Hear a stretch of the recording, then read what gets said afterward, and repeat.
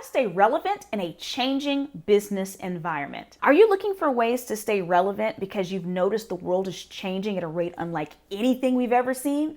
If so, and you want to learn some tips while not being stressed out, I suggest you stay around because I have some great tips for you.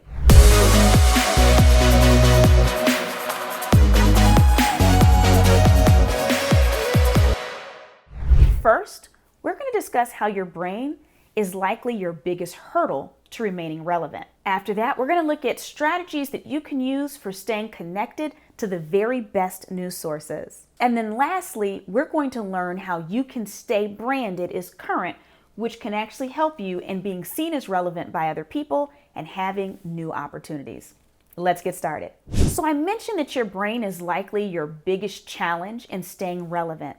And one of the things that we have to deal with as humans is that we have something called neuroplasticity, which means that our brains are wired to keep doing things a certain way based on the way that we've been doing them. So the longer we do something one way, if we try to do something different, our brain says, "What are you doing? I don't like it." It's the same reason why many of us take the exact same route home if we're driving. It's the reason why many of us take the same train home, even if there's alternatives that take about the same amount of time. Our brains are saying, this is the way you do things, and you keep doing it. And so if you want to change the way your brain is wired and kind of create some new neural pathways, we have to switch up other things that we do in life. So it might mean that maybe you have dinner for breakfast or breakfast for dinner if you don't normally do that. Maybe you drive a different way. Maybe you walk around the house with socks on if you're normally barefoot, or vice versa. These sound like little funny things, but switching up even small things can change our ability to be open to change. The other thing that we're dealing with is biases. Now, humans, we have a lot of mental biases they talk about in neuroscience, but I would say, some of the biggest ones that are impacting us when it comes to relevancy is that we have something called recency bias. Recency bias simply means that we overestimate how likely the current events and the immediate past events are to continue on into the future. Humans are horrible at planning for the future, the long-term future. Not a knock on us, I'm a human too, but the reason we're horrible at it is if you think about it. Most of us don't actually plan for a future 10 years from now.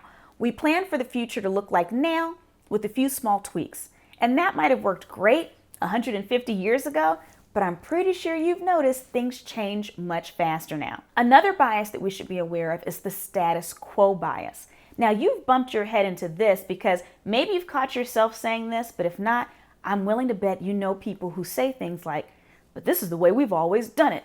This is the way we do things." Even if those ways are outdated and are no longer serving us, our teams, our clients, or the world. It is status quo. It's the fact that most humans are more comfortable with what's happening now, even if it's not ideal.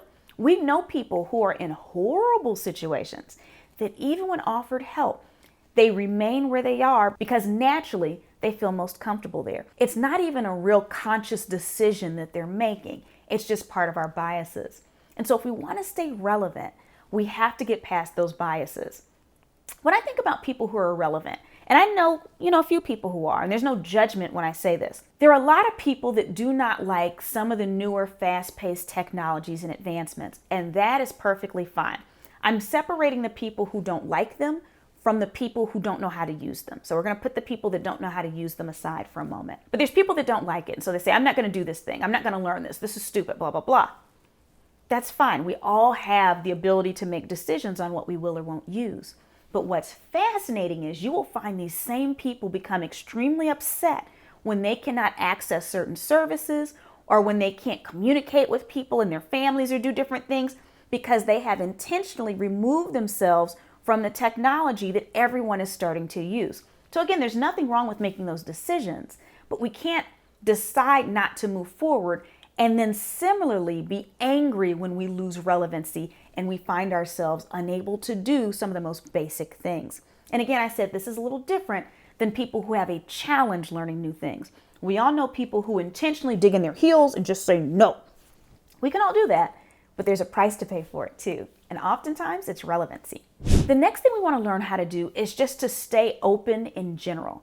Now, open does not mean that we accept everything that comes towards us as having value. As someone who's a technologist, and I spend a lot of time studying technology, I am here to tell you that there's a lot of new technology that's stupid. Now, it's not stupid because I don't like it. It's stupid because it serves no practical purpose. There's no pragmatic sense in it existing. It's just there because it's shiny and new, but it doesn't actually help anyone. It doesn't bring people enjoyment or make their lives better or easier, right? So I'm not here telling you need to automatically just jump on everything. We know people like that too, and they waste a lot of time. But we do want to remain open to thinking, is there a positive use for this? One example that I want to give is that a few years ago, there was a gentleman who was driving a car service, and I was in New York headed to an event. And when he found out that I speak on the future of technology, he said, "Oh, technology makes humans just lazy and stupid." Now, if you're like me, that was my invitation to be more quiet. I don't know where this conversation is headed, sir, but I don't want to be a part of it. But he just kept going because that's what people do. And he said, well, it's kind of like it started with the remote control. That was the beginning of people being lazy because they wouldn't just get up and change the channel. When I was a kid, I was the remote control. I was made to get up and change that channel. And I said, I said, so you're saying that remote controls were a bad invention? And he's like, oh yeah, it was the beginning of the downfall. I said, interesting. I said, how do you think people with disabilities that have limited mobility feel about remote controls? And he said, oh, I never really thought about that. I said, what about as people age? Because if we all live long enough, at some point in our lives, if we keep living, we'll have mobility challenges. How do you think that helps those people? He said, oh, wow, I hadn't even thought about that. I said, so here's the thing. I'm not here to judge the technology. Are there some people that have been made lazy by it? Maybe, I don't know. But it does have a practical use.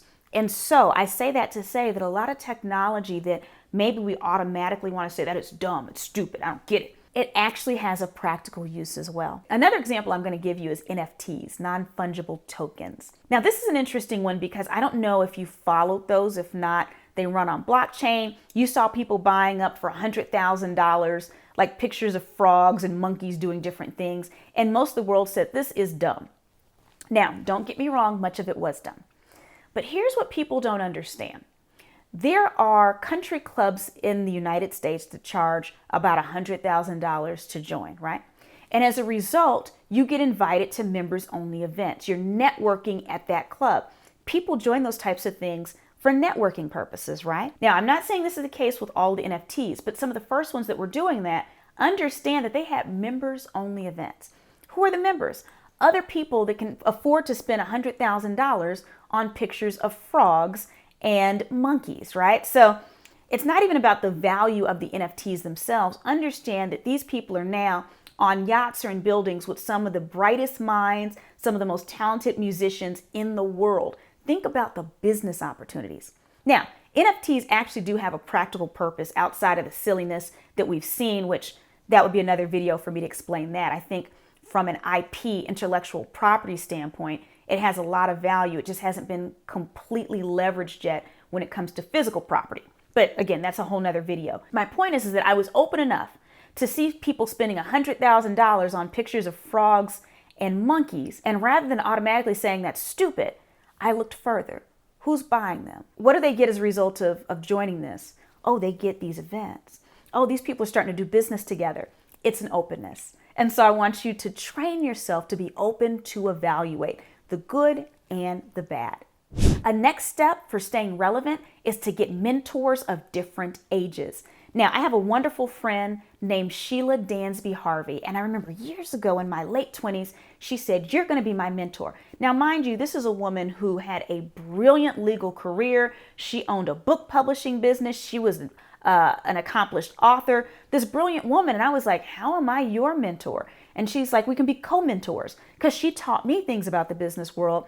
But because I was younger, I had access to some of the newer developments that she didn't have. And I shared those things with her. I have a speaker mentor, Karen McCullough. We co-mentored each other. Even though she's a baby boomer and I'm a millennial, so we have a whole generation between us, we teach each other things in both directions. And so in a world where people tend to think a mentor is someone that's older, that's already gone ahead of you, in this world of fast-paced change, it actually makes sense to have mentors who are both older and younger than you. And actually, let's pause for just a moment. I'm curious. Do you have co-mentors, or do you have mentors who are older or younger than you? How did you get your current mentor? Go ahead in the comments section and share. You might have tips that benefit some other folks that are watching. The next few tricks to staying relevant are actually pretty simple. First, plug into industry sources. Make sure that you're actually aware of what's happening in your industry. I know that sounds simple, but believe it or not, for a lot of people, they're not the best at it. Now, if you find there's a lot of information coming at you at once, there's a lot of sources you can subscribe to. There's blogs and podcasts you can subscribe to, so they're delivered right to your device. And I'll give you a little cheat code. If you use ChatGPT, you can actually paste a link to the article or the article within there and say, I want you to distill this down to 5 main points. What is this about? Now, I'm not saying we don't read through articles. I read most of my articles, but sometimes when I'm in a hurry and there's a lot of stuff coming at me at once, ChatGPT is my best friend. Next, you want to ensure that you're seeking out both internal and external continuing education opportunities.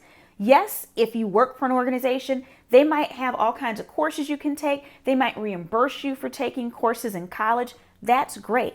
But if they don't allow that to stall you and say, I'm not going to do anything extra until my boss agrees to pay for it. It's silly I should do these things and they're not paying for it. Well, guess what? If you get laid off tomorrow, or if you decide to look at another opportunity, you want to be the best you possible. That's not just their responsibility. And so there's plenty of places online like Coursera where you can go and take courses on all kinds of subjects and learn more. The last thing I want you to do is advertise that you're staying up to date. When you're using social media, let people know some of the programs that you've been a part of. When you're doing your performance review, let your boss know what items you've done in the workplace and outside the workplace to improve your overall knowledge. If you're a business owner, post that on social media as you're at meetings gaining more insight. It's only going to impress your clients, your customers, if you work for a company, your boss, and your peers as well. Speaking of impressing people, if you really want to think like a futurist and impress people, you're going to notice that in the description of this video, there's a link to download a Future Ready Playbook. This playbook is chock full of workbooks and activities that will help you future-proof yourself, your career, and your business. If you haven't already done it, go ahead and download it.